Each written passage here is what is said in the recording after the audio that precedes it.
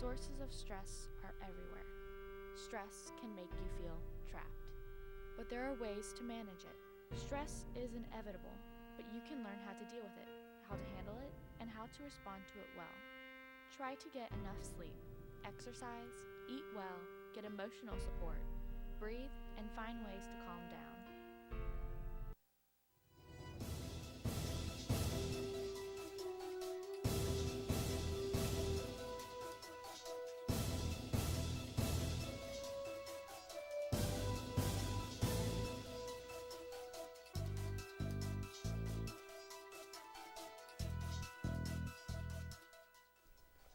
Good afternoon and welcome to this edition of Newsline 14. I'm Aaron Jeffries. And I'm Joel Porter. Let's see what's happening in national news. President Joe Biden held his first solo press conference as president last Thursday. President Biden defended his immigration policy when questioned if he may be sending a message to immigrants that they are able to cross the border. Biden says he would never tell an unaccompanied child that ends up at the border that we are just going to let them starve to death and stand on the other side. The president claimed that no other administrations other than Trump's allowed this to happen, and he would not be allowing it. Biden asked Vice President Kamala Harris to lead White House efforts to stem migration at the border. The president denies claims that the increase of migrants at the border may be because he is a good guy. Instead, Biden states that the recent surge is a cycle that occurs through January and March because that is when the weather is safer for migrants to travel in. Myanmar just experienced the deadliest day of protests since the military took control of the government 2 months ago.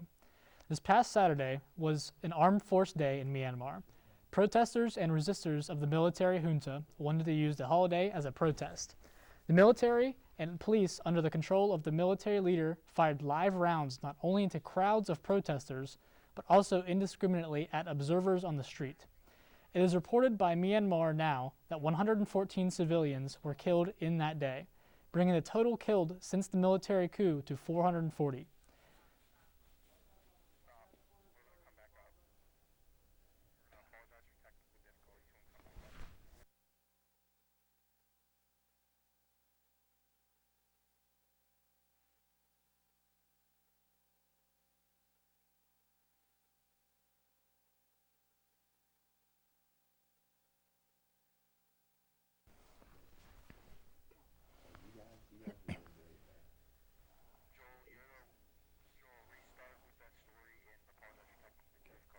All right, we apologize for technical difficulties, and we just want to restart with Myanmar just experienced the deadliest day of protests since the military took control of the government 2 months ago.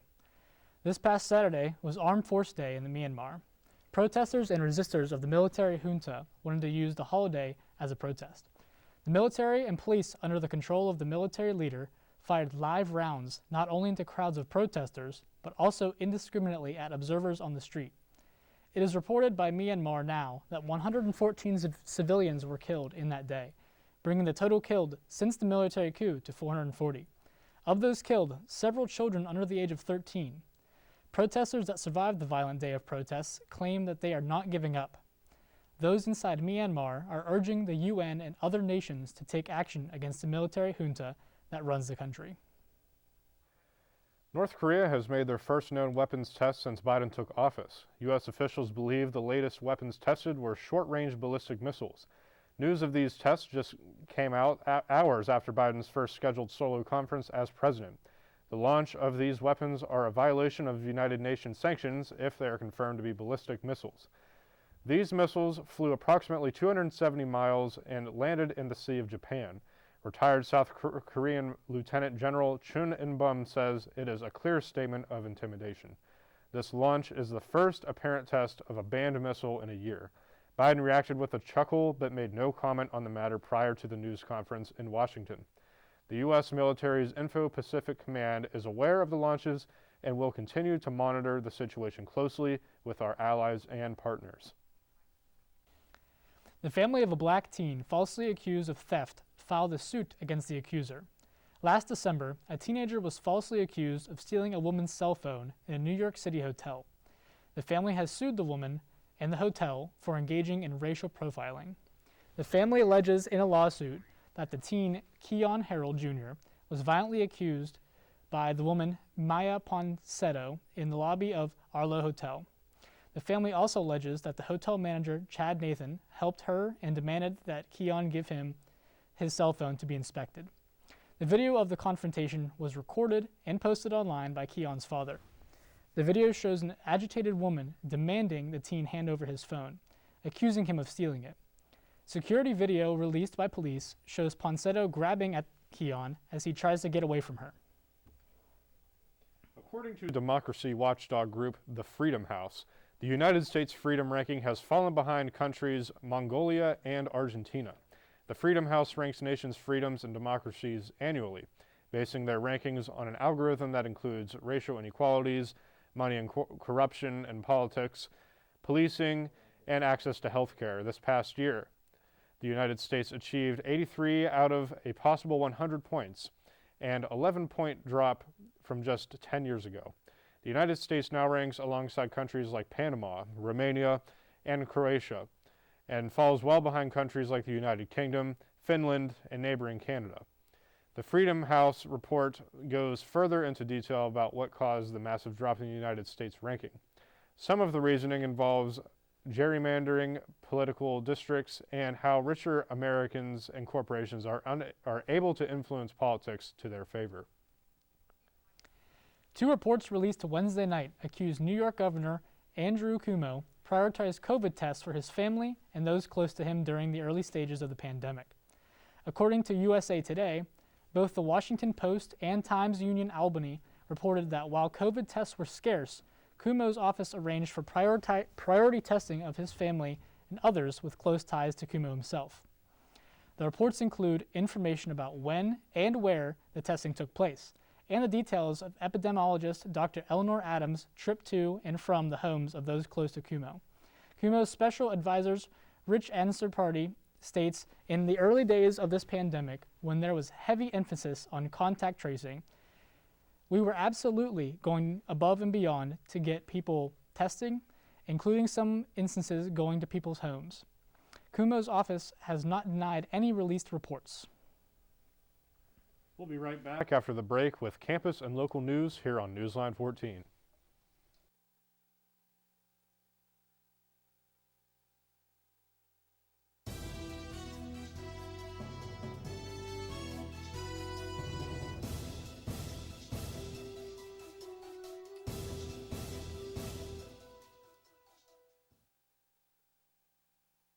Parking at West Liberty can be a hassle. Here are some tips to help you park safely and correctly on campus. First, always display your parking tag. Make sure to park in the correct parking lot. Follow the marked direction of travel. Don't park in visitor parking during the day. Don't park in no parking zones. Don't park in handicap parking. Never park in front of this door. Follow these tips and you'll never have parking problems or tickets again. This message is brought to you by West Liberty University.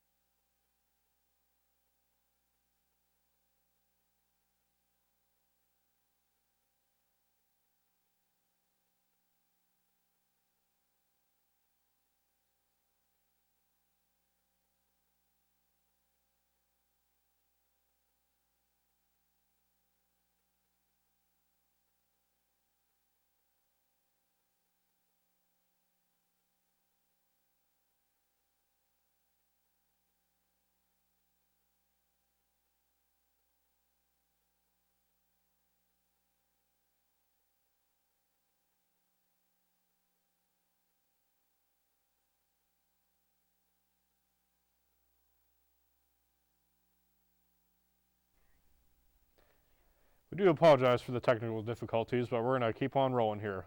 We do welcome you back to Newsline 14, and now here's a look at campus and local news. April is Sexual Assault Awareness Month, and West Liberty University wants to help open up dialogue for students on this serious topic. On April 5th, from 11 a.m. until 5 p.m., there will be an event called Sex Versations in the Union Ballroom.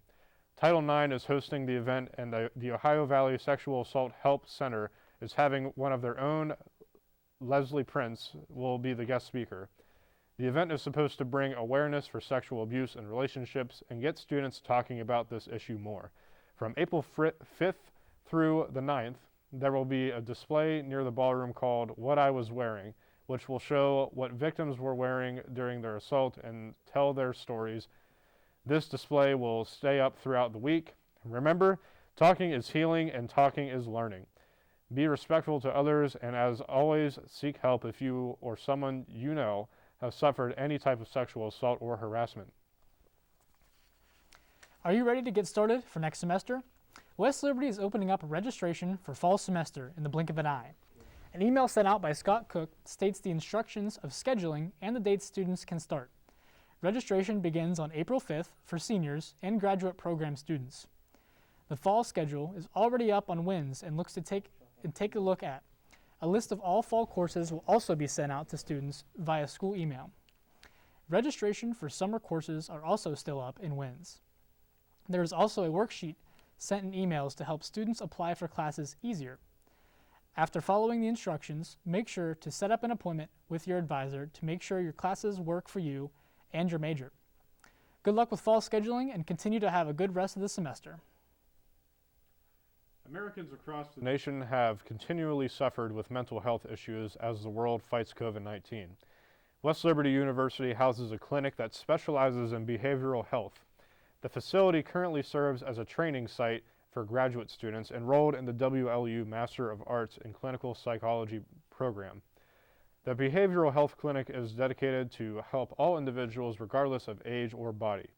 Services offered by the clinic include intervention, psychological assessment, and outreach. Clients also have the option to stay and receive treatment through the teletherapy option used for students. This particular clinic is open Monday through Thursday, 10 in the morning until 6 in the afternoon. The clinic does not accept insurance or bill your insurance company directly after treatment. For more information, please visit the Behavioral Health Clinic website. West Liberty University announced WestBanco's gift of $100,000 on March 23rd, which will be used to fund the university's first ever endowed professorship, according to a press release by the university's Director of Media Relations, Maureen Zambito. The planned professorship means that the university can attract quality applicants and will strengthen the education of students studying liberal arts at WLU. West Liberty's president, Dr. W. Franklin Evans, says empowering gift will help strengthen the university's academics. In addition, President and CEO of WestBanco, Todd Clausen, says he is pleased to support the endowment. The endowed professorship is in honor of Kenneth B. McMillan, who was an associate professor of political science at West Liberty between 1946 and 1980. McMillan died in 1985 and the fund was created by his wife soon after his death. For more information, please contact Maureen Zambito. Just a day ago, West Virginia House passed a bill that requires athletes in middle school and high school to compete on teams based on their sex at birth. Rosemary Ketchum, a councilwoman who is transgender, calls the bill like these unfortunate, and she says so many of our West Virginia kids deserve to play on the field, to play sports, and West Virginia is known for our sports. So if we take away a subsection of our population and say, you are not allowed to participate, you don't belong here, what does this say about our identity and who we are as West Virginians? If the bill goes through, she fears it will only trigger a stigma trans people already face in regards of sense of belonging. Ketchum says sports is one of the best ways to feel that belonging, and says the bill will make that more of a challenge. Are you a fan of Eastern European cooking? Then you should save the airfare and head over to Bel Air. A new business just opened up and is bringing one of its most popular dishes right to the dinner table. For the love of pierogies, let's on a little secret of what it takes to make a genuinely authentic Ukrainian-style pierogi. You need to put your love into your pierogies, and it's going to taste so much better, says Irina Bandura, the co-owner for Love of Pierogies. Irina came from a small village in Ukraine where Irina met Bonnie, and they started the business, working out of the kitchen of Bonnie's home. It didn't take long before they outgrew that location and looked to expand, finding the perfect spot on Belmont Street in Bel Air. For the Love of Pierogies is located at 391 Belmont Street in Bel Air, Ohio, and is open Monday through Friday from 10 a.m. to 6 p.m. Even though the COVID-19 pandemic has negatively impacted many local restaurants, some have had boosts in sales. Local pizzeria DeFelice Brothers Pizza is one of the eateries that increased their sales during the pandemic. DeFelice Brothers only had a dip in sales for the first week of economic shutdown. After that, their sales skyrocketed and have been record-breaking. Dennis Lee, DeFelice Brothers Pizza owner in both Wheeling and Bethlehem locations, says, "Unprecedented. It's never happened like that before." DeFelice's sales increased by 30% over the 2 months after the economic shutdown. The business never had to close during the pandemic, unlike other restaurants in the area. However, Lee says it was challenging to keep up at first. Lee says, "I couldn't make food fast enough, but with the help of good employees and the ability to deliver food, DeFelice got through their struggles." Swing by DeFelice Brothers Pizza today for a slice. Stay with us here on Channel 14. After the break, Thomas Curtin will give us a look at West Liberty football team's first win and much more coming up here on Newsline 14.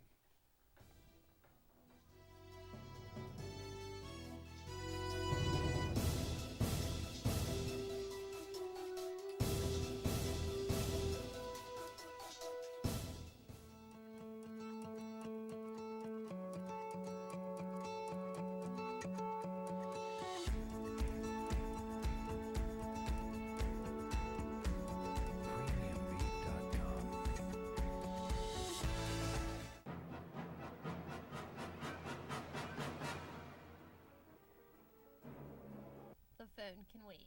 Don't text and walk.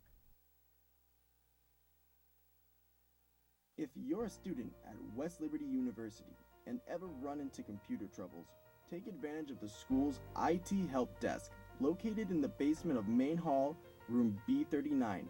It's open Monday through Friday from 8 a.m. to 4 p.m. The IT help desk offers assistance and access to many services, like helping students get and download their Microsoft Suite package that they are entitled to. They also help with a variety of computer-related problems involving hardware and software. They can fix broken parts, install a new part provided you pay for it, software and application troubleshooting, and so much more. No appointment is necessary. You can just show up at the office if a person is there to help, or fill out a ticket online using the Go West Liberty page and explain the problem, as well as set up an appointment if needed.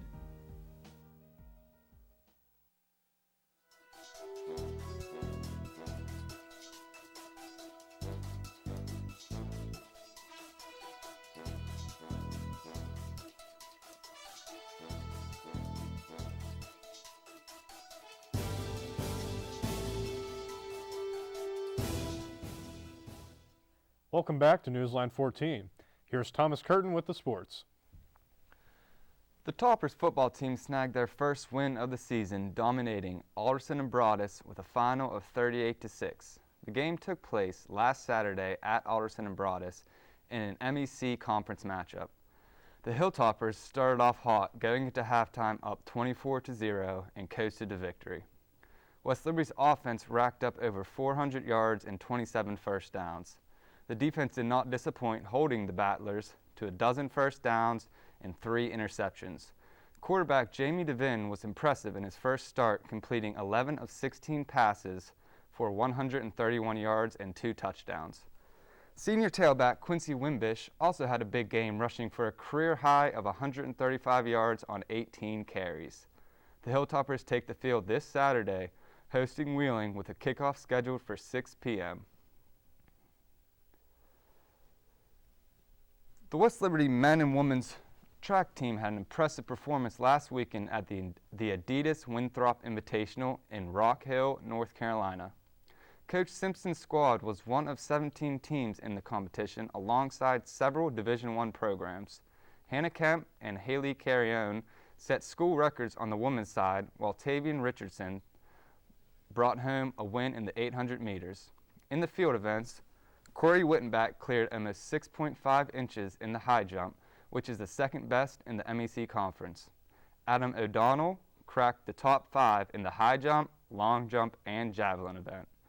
The men and women's track team will be back in action this Saturday as West Liberty hosts their first ever home track meet.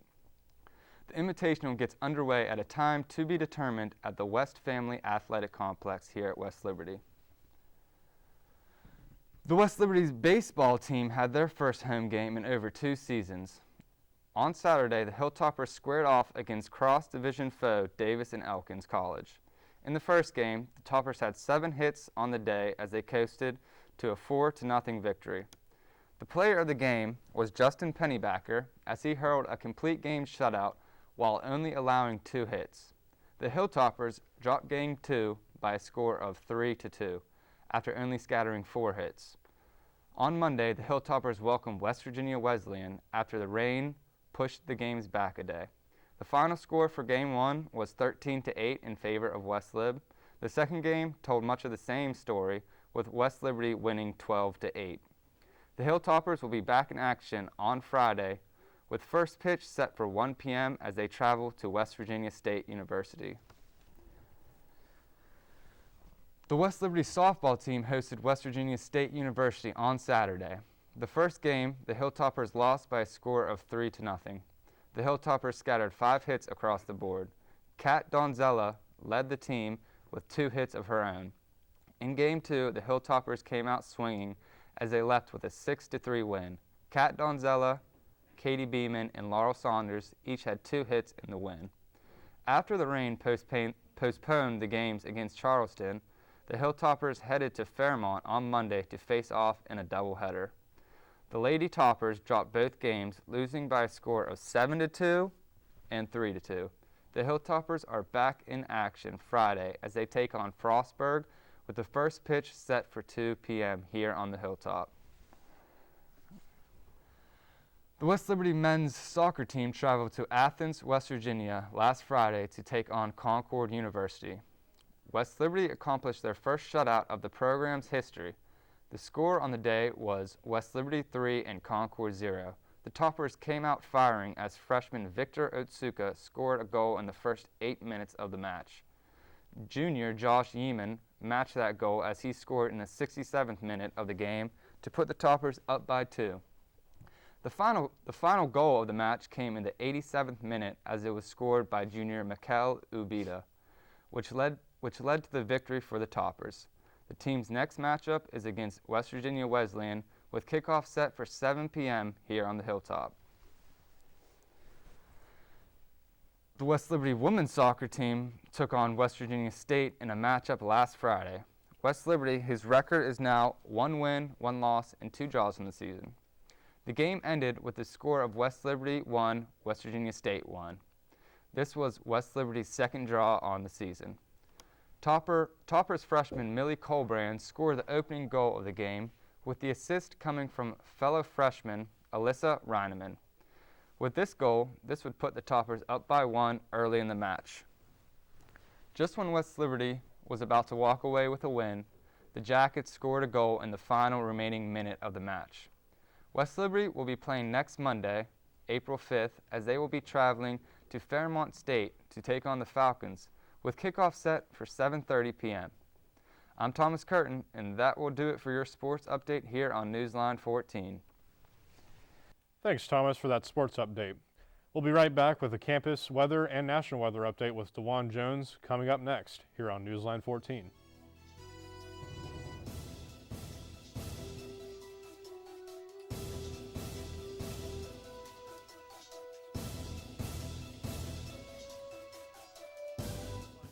Activity, a lot can go wrong if you're not careful. Here are a few tips to make sure your meal prep is pain-free. Keep raw meat and raw vegetables on separate surfaces to reduce chances of cross-contamination. Make sure your burner is clean so it does not cause any problems when it is ignited. Cook meat until it appears done on each side and take the internal temperature to make sure it is done all the way. Before cutting vegetables, make sure your cutting board is completely secured. When cutting vegetables, be very careful so you do not cut your own hand. Keep a firm grip on the knife and your veggies, and keep your left hand in a position out of the way of the knife. Make sure to keep an eye on everything you are cooking, especially things on high heat or meals that involve butter or oil so they don't burn. Cook your meat thoroughly before adding it to other ingredients. Wash your hands often throughout and clean up by washing your dishes when you're finished. Make sure to use these tips every time you cook to ensure your meal goes smoothly. This message was brought to you by WLU-TV. Welcome to West Liberty University's Wellness Center, located in the Academic Sports and Recreation Complex building. Here you will find a safe and friendly atmosphere, clean equipment for all types of training, free weights, machines, and now introducing a new speaker system. Does school have you stressed out? Are you trying to get fit for those warmer days? The Wellness Center has you covered. We are now offering free personal training for West Liberty students. Start the year off the right way at West Liberty University's Wellness Center.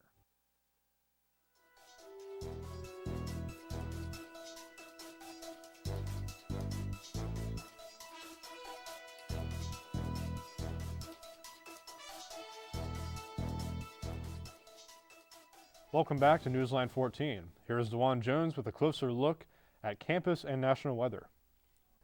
The spring weather has finally hit the hilltop this week. However, it will be partly cloudy with a high of 55 degrees and a low of 30 degrees with rain showers. It is currently 52 degrees on the hilltop with wind speeds of 10 miles per hour and 73% humidity. The rain will continue into the night with 50% chance of rain. There's a slight drop in wind at only 8 miles per hour, and the humidity will decrease to 65%. Now looking at the map of the U.S. In the West Coast, the temperatures in California are sitting at 84 degrees with no chance of rain. Over in Utah, the temperatures are looking chilly with a temperature of 55 degrees. Over in Missouri, the temperatures are sitting at 52 degrees with no chance of rain. Moving down to Texas, the weather is looking chilly with high winds as it sits at 66 degrees. As we move on over to Florida, they seem to be enjoying some nicer weather with a temperature of 84 degrees. As we move on up to West Virginia, we are not enjoying the weather as the temperature is 61 degrees with high chance of rain. As we move on up to New York, it seems they are sitting at a calm 63 degrees with a high chance of rain. That is your look at campus and national weather on Newsline 14. We'll be right back here on Newsline 14. The 5-day forecast is coming up next.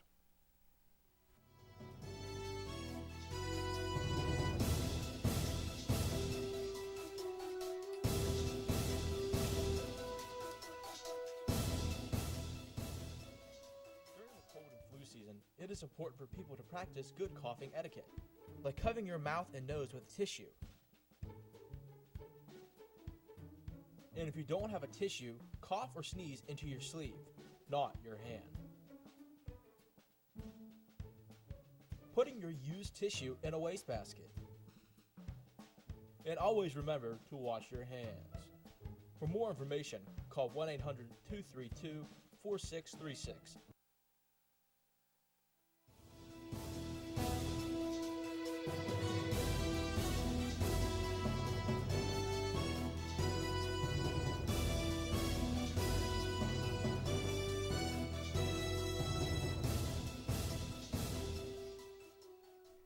Welcome back to Newsline 14. Here's Dewan Jones with the 5-day forecast.